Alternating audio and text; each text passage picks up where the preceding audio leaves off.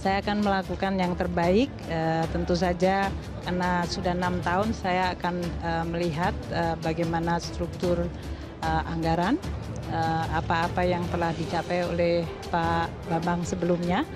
Top, Jokowi dan Sri Mulyani panen investor untuk Republik Indonesia, salah satunya bos Amazon, ditulis oleh Niha Alif di Sibwar.com. Setelah melewati acara KTT G20 di Italia, Jokowi beserta beberapa menterinya langsung tancap gas ke UK. Agenda perubahan iklim menjadi isu sensitif dari COP20 yang dilaksanakan di UK hingga ratusan negara hadir dan membuat komitmen bersama. Jokowi sendiri menegaskan bahwa menjaga kelestarian hutan dan mencegah deforestasi sebagai upaya menangkal perubahan iklim. Tapi upaya ini saja tidak cukup. Perlu banyak investasi dalam transisi energi hijau untuk mewujudkan itu semua. Hutan sendiri diklaim bisa menyerap sepertiga emisi karbon di dunia.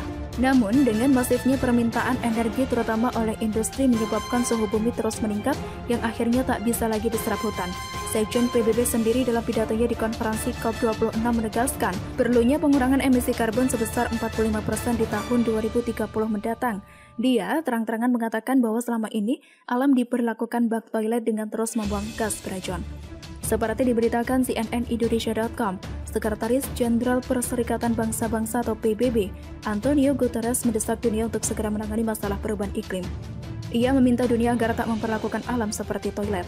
Jangan lagi membrutalkan keanekaragaman hayati, membunuh diri sendiri dengan karbon, memperlakukan alam seperti toilet, membakar, mengebor, dan menambang lebih dalam.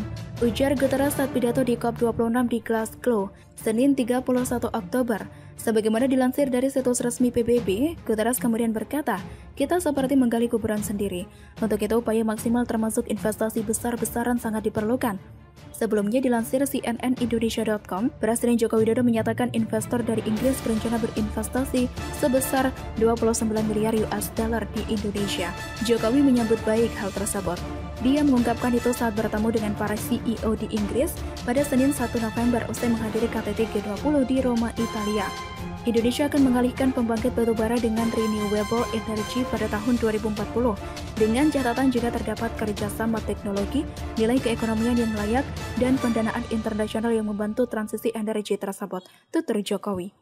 Jokowi pun menjelaskan bahwa Indonesia memiliki potensi pengembangan kendaraan dan baterai listrik karena kekayaan mineral kita seperti nikel, tembaga, dan bauksit atau aluminium.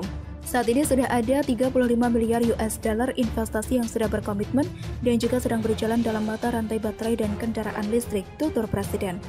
Para CEO yang hadir dalam pertemuan sepakat menganggap Indonesia adalah tempat menarik untuk berinvestasi dan juga mendukung kekuatan Indonesia di G20.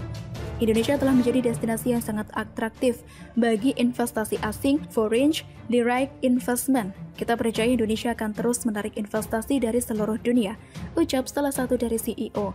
Senada dengan ikhtiar Jokowi, salah satu menteri handal di Kabinet Indonesia Maju, Sri Mulyani, juga berupaya mendapatkan investasi di sektor green energy. Seperti dilansir dari cnnindonesia.com, Menteri Keuangan Sri Mulyani bertemu dengan CEO Amazon Jeff Bezos untuk membahas arah investasi Indonesia di bidang renewable energy dan manufaktur solar. Pertemuan dilakukannya pada Senin 1 November kemarin di sela-sela KTT COP26 di Glasgow, Skotlandia. Mewakili Presiden menerima Jeff Bezos, CEO Amazon, membahas mengenai arah investasi di Indonesia di bidang renewable energy dan manufaktur solar. Katanya seperti dikutip dari akun Instagramnya pada Selasa 2 November. Dengan gencarnya investasi di bidang transisi energi, semoga harapan Jokowi dan Sekjen PBB untuk menggapai target net zero bisa segera terwujud. Dengan catatan negara-negara lain juga ikut berlomba mewujudkan hal tersebut. Jangan sampai kita lalai dengan kondisi alam karena saat ini dunia masih terlihat baik-baik saja. Karena ketika suhu dunia di luar kendali, akan ada bencana alam hebat yang bisa jadi memusnahkan umat manusia. Mungkin saat itulah di mana kiamat terjadi. Kita harus ingat bahwa orang yang hidup di zaman itu adalah seburuk-buruk makhluk. Maka jangan jadikan diri kita dan juga generasi mendatang menjadi saksi kengerian kiamat lantaran ulah kita saat ini yang terus-menerus merusak alam. Kalau bisa beralih ke kendaraan listrik atau memasang solar panel, maka lakukan dari sekarang. Kalau bisa menanam tanaman dan melestarikan, silahkan bisa dilakukan sejak dini. Peringatan akan perubahan iklim bukanlah hal sepele. Saat semua upaya terlambat dilakukan, maka tak akan ada yang bisa dilakukan meski upaya sebesar apapun. Begitulah kura-kura. Lagi, Jokowi terbukti sukses di G20. Apa kata Kadrun? Ditulis oleh Panjatha di siwar.com. Tak bisa dipungkiri bahwa Presiden Jokowi itu sukses dalam banyak hal menjalankan perannya sebagai pemimpin Indonesia. Seluruh dunia bahkan mengakuinya dengan antara lain mempercayakan presidensi G20 kepadanya. Jabatan ini mulai efektif 1 Desember 2021 hingga 30 November 2022. Suka atau tidak, ini pengakuan dunia internasional kepada Jokowi. Atau dengan kata lain, apabila bukan Jokowi yang menjadi pimpinan nasional Republik Indonesia saat ini, kehormatan semacam ini pasti tidak terjadi. Faktanya baru dia satu-satunya pemimpin di ASEAN yang mendapatkan kedudukan bergengsi internasional ini. Perhelatan G20 yang baru saja berlangsung di Roma, Italia, 30 hingga 31 Oktober 2021 menjadi satu bukti betapa mantan juragan Mebel ini sukses menjalankan perannya sebagai wakil Indonesia.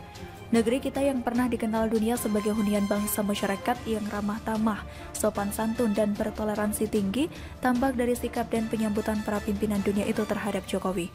Presiden Republik Indonesia itu sendiri tampak luas dan juga apa adanya. PM Inggris Boris Johnson di sela-sela waktu luang para pimpinan negara-negara terkemuka itu malah menyempatkan diri berbincang santai dengan Jokowi. Konon, pria Inggris yang selalu membiarkan rambutnya acak-acakan ini curhat pada Jokowi soal sedang tingginya kasus COVID-19 di negarinya. Dia lalu minta nasihat dari Jokowi tentang masalah ini. Di sela-sela perbincangan santai dan akrab itu, datang pula Ratu Belanda Maxima untuk sekedar say hello kepada Jokowi. Sang ratu sempat membuka maskernya sebentar supaya langsung dikenali oleh Jokowi yang sempat tertawa-tawa.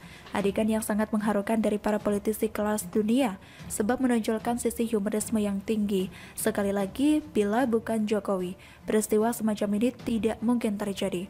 Hal itu karena Jokowi dikenal dan menampilkan diri sebagai wakil dari masyarakat yang beradab, toleran, dan berbudi luhur.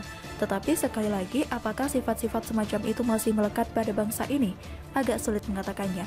Sejak beberapa tahun terakhir, bangsa kita sudah mulai mendapatkan penilaian miring dari komunitas internasional. Sekarang sudah jarang terdengar opini bahwa kita ini bangsa yang ramah tamah. Bahkan di buku-buku pelajaran setingkat SD hingga SLTA, sudah tidak ada kalimat atau klaim soal bangsa kita yang ramah tamah, toleran, suka bergotong royong, dan sebagainya. Beda ketika masa sebelum reformasi di mana kaum radikalis atau kelompok yang ingin mengubah NKRI menjadi khilafah tidak berkutik. Di buku-buku PMP atau ilmu pengetahuan sosial lainnya, mudah menemukan narasi tentang bangsa kita yang ramah tamah, toleran, dan suka bergotong royong. Sekarang malah sebaliknya. Misalnya sangat sering ditemukan buku-buku pelajaran untuk SD hingga SMA.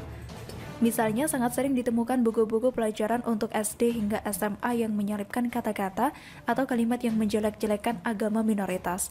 Seperti kata-kata bahwa kitab agama anu itu sudah palsu. Sering pula kedapatan soal-soal ujian yang nadanya mendiskreditkan agama minoritas, menghasut perang dan kekerasan terhadap orang lain, dan sebagainya. Ini merupakan indikasi serius betapa ajaran soal pemahaman agama yang menyimpang itu sudah meluas. Sampai-sampai buku dan soal-soal ujian pun sudah ikut didompleng untuk meracuni pikiran dan moralitas anak-anak sekolah. Para oknum itu dengan tega merusak akhlak mulia khas Nusantara dengan ingin menggantinya menjadi tabiat atau karakter khas gurun padang pasir lewat doktrinasi agama yang menyimpang. Buktinya sangat jelas, sekarang ini sudah banyak peristiwa di mana orang-orang tidak lagi mengindahkan kemanusiaan pihak lain yang berbeda dengannya. Jangan tanya lagi soal nafsu atau syahwat membunuh dan melenyapkan orang lain yang berbeda agama dan keyakinan. Belum lama ini ada oknum penceramah agama yang mengajarkan bahwa sungkem atau bersujud kepada orang tua, ayah, ibu yang melahirkan dan memelihara kita itu haram. Mengerikan sekali ajaran yang disebarkan oleh kelompok radikalis itu, yang sialnya tetap dibiarkan oleh pemerintah. Padahal mereka itu jelas bertujuan untuk mengubah negara ini dari ideologi Pancasila lewat agama yang menyimpang itu. Agama itu jelas posisi dan ajarannya untuk membuat penganutnya berbudi luhur, menghormati sesama manusia. Lah, kelompok radikal ini malah melarang anak-anak sungkem dan sujud di hadapan orang tuanya. Begitulah mengerikannya kelompok yang dibiarkan merajalela oleh SBY selama 10 tahun itu. Kelompok ini yang tujuan utamanya menguasai pemerintahan lewat propaganda agama yang salah dan menghalalkan segala cara pula, menjadi corong utama di balik suara-suara yang mendiskreditkan dan menafikan Jokowi dengan segala pencapaiannya yang spektakuler. Siapapun tahu dan telah melihat dengan jelas bagaimana kiprah Jokowi selama 7 tahun ini. Namun, kelompok-kelompok yang tujuannya tidak baik terhadap bangsa dan negara ini yang membenci Jokowi karena tidak sama dengan SBY, setiap hari melakukan apa saja untuk membuat Jokowi dan pemerintahannya buruk di masyarakat, menyebar hoax, fitnah, untuk mengadu domba dan menciptakan keresahan di masyarakat. Itulah senjata utama mereka. Yang baik dibilang buruk, yang benar dikatakan salah. Begitu militannya mereka hingga sekelompok mahasiswa pun bisa digiring bagai kebo, melakukan aksi-aksi demo yang tidak jelas tuntutannya. Ini karena mereka dikendalikan oleh oknum mahasiswa yang menjadi agen khilafah, disokong politisi hitam, koruptor, dan pengusaha atau konglomerat iblis. Kasihan sekali melihat anak-anak muda ini, yang sama sekali kau tidak bisa melihat apa yang baik dan juga benar tentang Jokowi. Semuanya salah sama sekali, dan itulah salah satu bukti betapa sadisnya oknum-oknum yang menyetir mereka. Bagi kelompok yang mendoktrin, mereka tidak ada yang benar, kecuali mereka sendiri, termasuk Jokowi yang sudah melakukan banyak hal yang baik dan benar, diakui juga oleh masyarakat dunia, dikagumi para pemimpin dunia, tapi dipropagandakan sebagai salah dan gagal oleh mereka. Perhelatan G20 Italia, di mana Jokowi menjadi bintang, akan dikatakan para kadrun sebagai hanya fata morgana. Sadar hoi, bagaimana menurut Anda? Karakter